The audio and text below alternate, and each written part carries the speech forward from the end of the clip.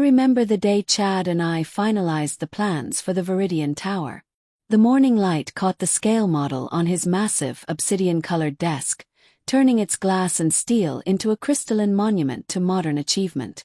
It was cold, sharp, and flawlessly executed, a perfect reflection of the man standing beside me. Chad didn't just design buildings. He designed perfection.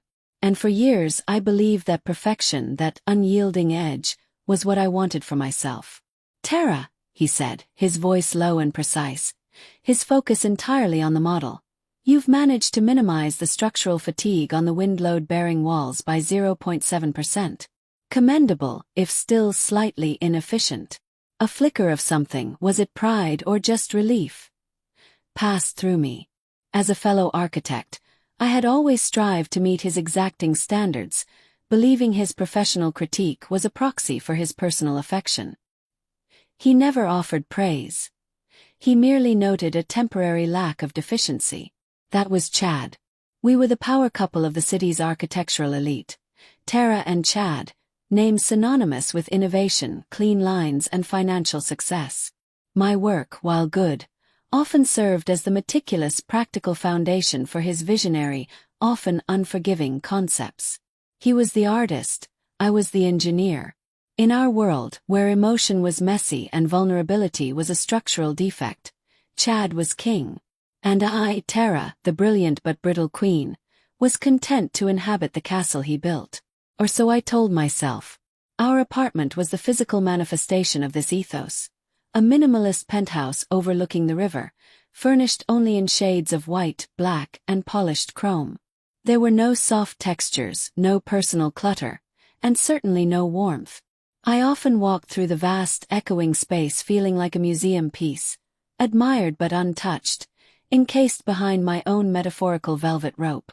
"We are hosting the investors for the Shanghai project on Friday," Chad announced, finally looking up.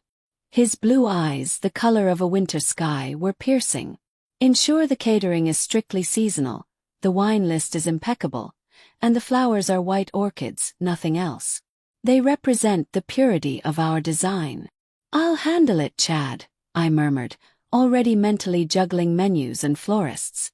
My job as an architect often blurred seamlessly into my role as his social coordinator, home manager, and emotional buffer. I handled the messy human logistics so he could maintain his pristine focus. He didn't thank me. He never did. Instead, he reached out not to touch my hand, but to straighten the cuff of my bespoke blazer. "Good. Don't disappoint me, Tara. This project is a pillar of our legacy." Our legacy. The possessive pronoun was his primary expression of commitment. I was an element in his grand design, a necessary component for the structural integrity of the life he was building. At 35 I had the career, the apartment, the diamond, and the perfect man. My life was flawless on paper. But when I looked in the mirror, all I saw was the cold reflection of polished glass, a woman afraid to shatter. Over the next few months, Chad's pursuit of absolute perfection became more suffocating. It wasn't just in the dimensions of his latest high-rise or the temperature of the wine. It permeated every aspect of our existence. He criticized the slightly imperfect curve of a croissant I'd bought, the minor traffic delay that made me 3 minutes late to dinner, the single loose thread on the corner of a meticulously folded linen napkin. "It's about standards, Tara," he would lecture, pacing the chrome floor. "If we tolerate sloppiness in small things, how can we demand excellence in the monumental?" I started anticipating his critiques, policing my own behavior, and erasing any spontaneous joy or flaw that might invite his scrutiny. I became a master of emotional camouflage, wrapping my anxieties in the sharp, expensive silks he preferred. The irony was that the more he demanded flawlessness from me, the more he seemed to withdraw. Late nights at the office became the norm, followed by vague, dismissive excuses. When he was home, he was detached, buried in blueprints or his phone. His silence a heavy, oppressive thing. One Tuesday evening, I had finished preparing a dinner party for one of his key clients, a feat of culinary and aesthetic precision that took me 5 hours. The table setting was an architectural study in symmetry. Chad arrived home just as the client was buzzing at the door, but his eyes weren't on the perfect table or me. They were glued to a text message. He shoved the phone into his pocket with a decisive, almost violent motion. "I'm sorry, Tara. Something critical came up. I need to take a call in the study. Start without me." He was gone before I could protest, leaving me to host the three most important, intimidating people in his professional life while he shut himself away. I spun a practiced lie about an unforeseen design crisis, plastered a polite smile on my face, and performed the role of the impeccable hostess. Later that night, long after the guests left, I found myself paralyzed on the cold leather sofa, the silence of the apartment amplifying the hollowness in my chest. Chad finally emerged, looking tired but not from work. There was a faint scent of a different, cloyingly sweet perfume on his shirt, a scent that had absolutely no place in our scent-free, minimalist environment. My heart seized, cold and hard as the marble floor. He knew. I didn't need proof.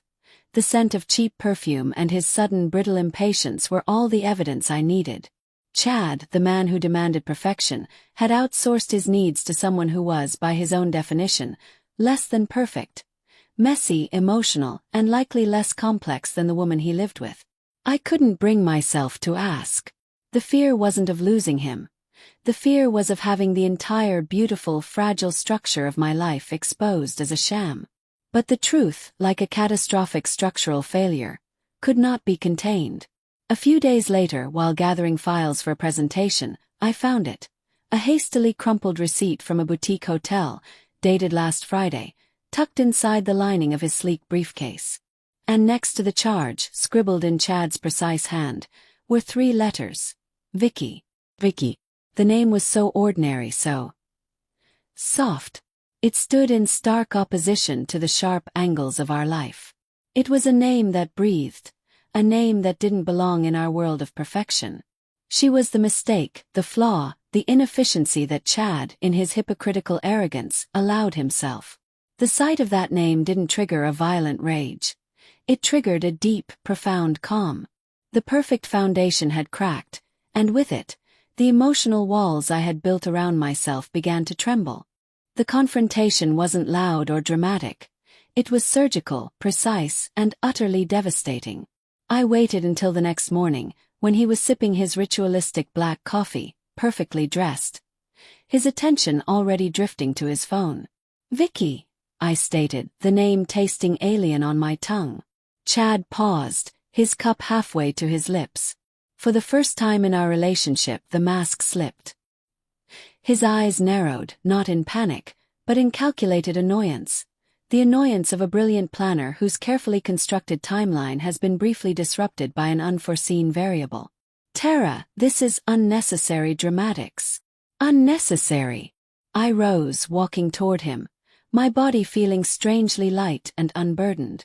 "I saw the receipt, Chad. Vicky. It's not just a name.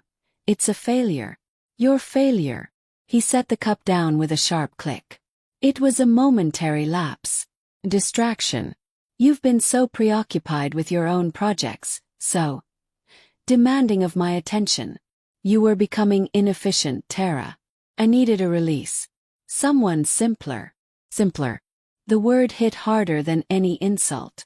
I wasn't cold, I was complex, and he had chosen someone simple to fill the vacuum of his own emotional barrenness. "You designed a life that had no space for human messiness, Chad," I said, my voice steady, though a deep internal tremor had begun. "You designed me as a supporting beam, a functional component. You never designed a space for love, for vulnerability, or for a reciprocal partnership. You designed a prison of glass, and now it's shattered." His response was chilling. "Don't be ridiculous. This changes nothing. I need you. You stabilize me. Vicky is just a temporary amenity. You are the infrastructure. The asset." Asset. That was the final, fatal word. I was not a woman, not a partner, but a piece of property in his portfolio. In that moment, the entire monument of our relationship crumbled into dust. "I'm filing for divorce," I stated, the words clear, irrevocable. "And I'm leaving this apartment today." You can keep your perfection, Chad. I choose freedom. He laughed, a dry, brittle sound. You won't last a month, Tara. You need my structure. You need this life. You're an architect. You know that without a foundation, everything collapses. I grabbed my go-bag, a small black weekender I always kept packed for sudden business trips, and walked out. I didn't look back at the Viridian Tower model, at the pristine white walls, or at the man who stood among his immaculate ruins. The cold, piercing beauty of Chad's world was the very thing that had almost destroyed me. My first night away, I stayed at a small, slightly run-down boutique hotel, the complete antithesis of Chad's preference. It smelled faintly of old wood and worn velvet, and the wallpaper didn't perfectly align, and it was glorious. I cried long, deep, cleansing sobs that shook the foundations of my tightly controlled emotional architecture. I cried for the years I spent chasing his approval, for the love I mistook for control, and for the simple, messy human warmth I had denied myself. The next morning, I secured a small, brightly lit loft apartment in an older part of the city, far from the polished concrete towers I had designed. It had exposed brick, wooden floors that creaked, and a massive window overlooking a park, not a skyline. It was imperfect, chaotic, and felt entirely mine. Chad's words haunted me. Without a foundation, everything collapses. I was collapsing, but I was also deconstructing. I spent my days going through my old sketchbooks. For years, my drawings had been constrained by function and finance. Sterile, cold lines for structures meant to dominate. Now I found myself sketching purely for feeling. I drew the jagged edges of my grief, the hollow space in my chest, and the faint, tentative lines of a new horizon. I realized I didn't hate architecture. I hated the application of it Chad had imposed, the obsession with rigidity and control. My first act of reassembly was small. I bought a sketchbook full of water-soluble pencils and started drawing the trees in the park outside my window. Their lines were curved, their structures asymmetric, their existence dependent on adapting to the elements, not conquering them. They were resilient because they were flexible. I tried to work, but the high-stakes world of corporate architecture felt distant and meaningless. Chad still had pull, and through professional gossip, I heard he was already moving Vicky into the penthouse, making minor, simpler alterations to the decor. He was proving his point. The infrastructure remains, only the component changes. The thought was painful, but it solidified my resolve. I had to leave his structural orbit entirely. I took on a freelance project with a local community initiative, renovating an old historical library into a cultural center. It was small, messy, involved dealing with peeling paint and historical preservation boards, and paid a tenth of my usual fee. It was beautiful. For the first time I was designing a space for people, for connection, not for corporate power. I was building a container for life, not a monument to control. The old library, known as the Parnassus, was a riot of dust and potential. The original century-old oak woodwork was stunning but badly damaged. I needed a master carpenter who specialized in restoration, someone who could bring warmth back to the cold, neglected shell. This is how I met Mike. I found him through a mutual acquaintance at the community board. His workshop was tucked away in an industrial part of the city, a sprawling, noisy, glorious mess of sawdust, vintage tools, and the rich, earthy smell of wood. Mike himself was the antithesis of Chad. He wore worn leather aprons over faded t-shirts. His hands were calloused and marked by years of honest labor, and his eyes, the color of warm hazelnut, crinkled at the corners when he smiled.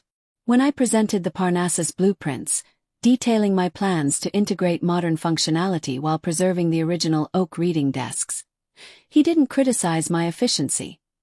He looked at the design with profound respect. "You've got a good eye for the life of the wood, Tara," he said, tracing a finger over a detailed cross-section.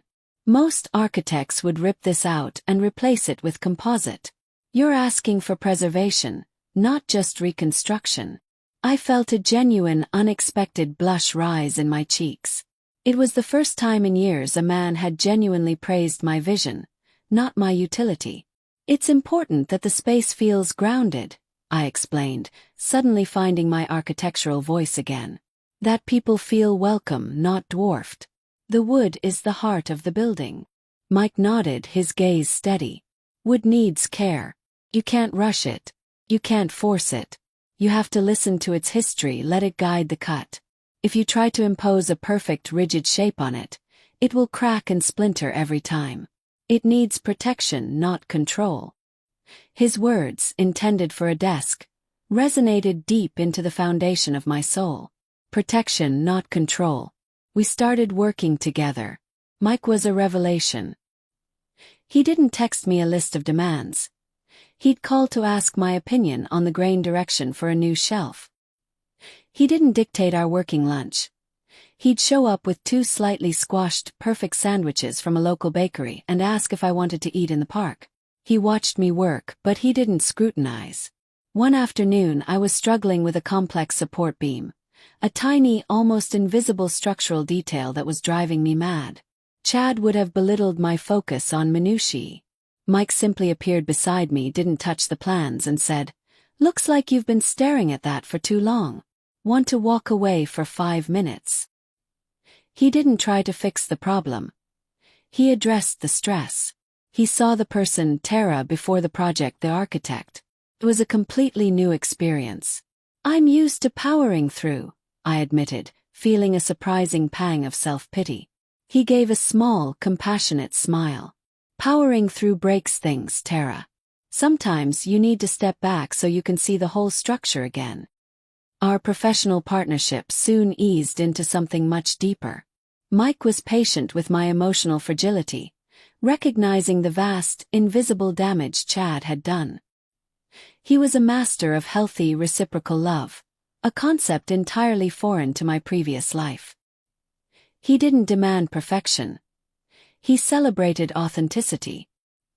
He loved the fact that I sometimes spilled my coffee, that my hair wasn't always perfectly coiffed, and that I could spend an hour passionately defending the merits of cantilevered balconies. One evening, we were on the scaffolding at the Parnassus, overseeing the installation of a restored window frame. The late afternoon sun streamed through the glass, warming the dust motes dancing in the air. Mike's hand, warm and rough, brushed against mine. He didn't withdraw. He simply kept it there. Chad used to tell me that my success was dependent on my ability to control my emotions. I confessed, the words escaping before I could stop them. That if I couldn't control myself, I couldn't control a 60-story building. He made me feel like anything messy or vulnerable was a structural flaw. Mike turned, his gaze full of the kind of protective warmth that melts away years of ice. "Tara," he said softly, "emotions aren't a flaw. They're the tensile strength of the structure. They're what allows you to bend without breaking." Chad never wanted control over buildings. He wanted control over you. And the only way he could get it was to make you believe that the most vital part of yourself, your heart, was dangerous. He took my hand completely, his grip firm. "I don't want to control anything about you. I just want to protect the safe space you're building for yourself. That's what love is, Tara. It's protection, not possession." With Mike, everything felt easy and natural. We cooked together in my messy, sun-drenched loft, laughing when the sauce splattered the exposed brick. He'd leave little drawings on my blueprints, not architectural notes, but little sketches of a heart or a happy face. He taught me about the grain of wood, and I taught him about the physics of stress testing. We were partners in life, 2 people building something new together. The legal battle with Chad, handled mostly by my lawyer, was brutal but predictable. Chad fought to the last detail, trying to control the narrative, the division of assets, the very history of our time together. He was furious that I was thriving, especially when he realized I hadn't just left him, but I had genuinely moved on to someone who represented everything he dismissed as soft and inefficient. One day Chad found out about Mike. He called, his voice laced with venom. "A carpenter, Tara. You traded me, an award-winning visionary, for a man who scrapes varnish. It's embarrassing. It's a collapse of your personal standards. And what about your career? Did your little hobby project at the Parnassus make you forget that you are capable of designing towers, not just shelves? I took a deep breath, standing in the middle of my cozy, imperfect loft. I could hear Mike hammering gently in his workshop across town, the sound of honest work, of creation, not destruction. My career is designing spaces that serve life, Chad, I replied, my voice calm. You were designing spaces that served ego. I chose to trade the cold, magnificent illusion of your perfection for the warm, reciprocal reality of my own happiness. And that, Chad, is the only structural standard that matters. I hung up, the clean click of the phone ending not just a conversation, but an entire toxic chapter of my life. 2 years passed, marked not by sterile achievements, but by the slow, organic growth of happiness. The Parnassus Library opened to critical acclaim, not for its towering height or financial return, but for its heart, a warm, grounded space that became the literal and metaphorical center of the community. It was my masterpiece, not because of its structural complexity, but because of its emotional purpose. Chad, I heard, had moved on. He and Vicky were still together, still living in the immaculate penthouse, still hosting investors. But the gossip was clear. His drive had become frantic, his perfection brittle. He was still trying to control the world around him, but the core stability was gone. He was still building towers, but they were hollow. Mike and I were inseparable. We spent our weekends traveling in a restored vintage camper, visiting old towns and studying historical architecture, not to replicate it, but to understand its resilience. We learned to communicate with a clarity and kindness that amazed me every single day. If I felt anxiety, Mike didn't dismiss it as inefficiency. He created space for it. If he needed support, I gave it freely, without demanding anything in return. Our love was an open loop of giving and receiving. One chilly Saturday morning, we were in my loft, sharing coffee. Mike was sketching ideas for a custom bookcase for our apartment, a beautiful asymmetrical piece that would hold all the messy, beloved books and objects we had collected. He looked up from his sketchpad, the light catching the gold flecks in his eyes. I was thinking, he said, setting the pencil down, that we should build our own place. Not a tower, not a penthouse, just a house. Something low, wide, full of windows, with a huge kitchen table. Something that needs constant care, that breathes and ages and moves with us. He wasn't proposing a house. He was proposing a life. I walked over, wrapping my arms around his strong, warm neck. I think that is the most perfect design I have ever heard. Perfect, he teased, his smile wide. Perfectly imperfect, I corrected, kissing him. Perfectly ours. I realized then that my journey as an architect had truly come full circle. I had started by building massive structures out of concrete, trying to find stability in external rigidity. Chad taught me that such perfection was a lie, a thin veneer over a cold, controlling heart. The painful deconstruction had led me here. To Mike, the man who understood that true strength came from within, from the resilience of a flexible, well-cared-for foundation. I had finally taken all the lessons of my profession, the importance of structural integrity, the necessity of strong connections, the beauty of purposeful design, and applied them to the only structure that truly mattered. I had successfully designed and built the heart's safe harbor. It was a home built of warm wood, reciprocal trust, and the quiet, enduring strength of choosing love over control. I, Tara, the former queen of concrete, was now the happy, messy, and infinitely more capable architect of my own heart. And this time I had a master builder, Mike, by my side, not to control the design, but to make sure the structure was strong enough to withstand anything the future might throw at us. The house was not yet built, but the life, the foundation, was beautifully, irrevocably set.